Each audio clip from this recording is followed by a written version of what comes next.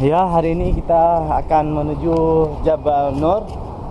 Itu dia Jabal Nur. Jabal Nur di Gua Hira, di mana Rasulullah menerima wahyu pertama. Ya, yuk kita saksikan bagaimana Rasulullah dulu susah payah naik ke atas. Muhammad Talib. Nanti nggak ada yang tengok. Aduh.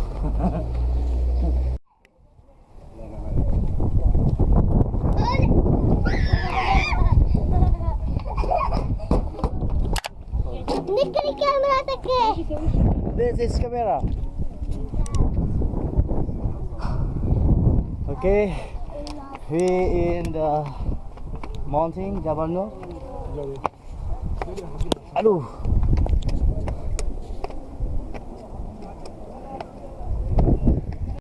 Ada tangga ya. Sean.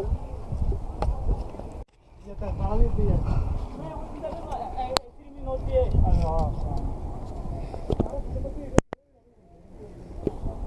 Baru setengah jam perjalanan. Sampai. Kemana ya? Nampak kawan.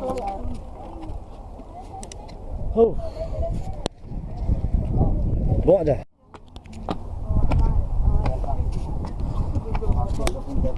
Jabal Nur. Oh, Jabal Nur.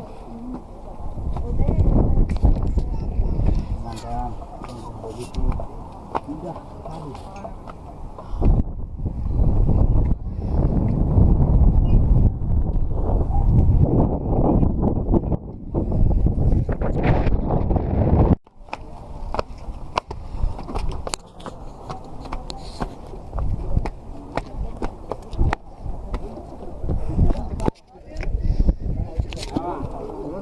Assalamualaikum, say.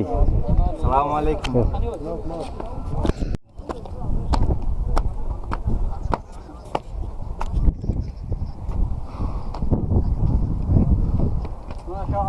Setengah Bukit Jabal Nur.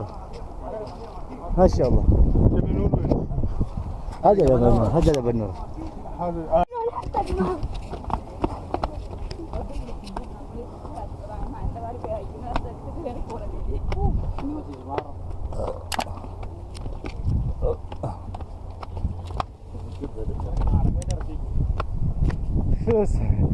I meet you again. Say hello. Halo. Kasih ya.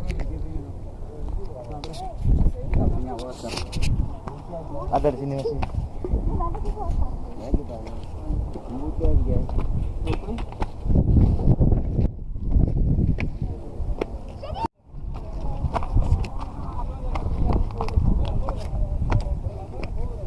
Say hello.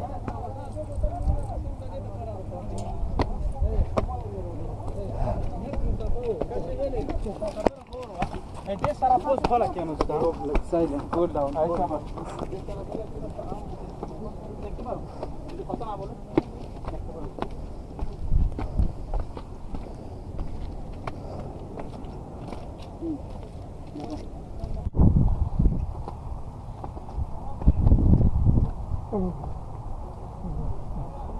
good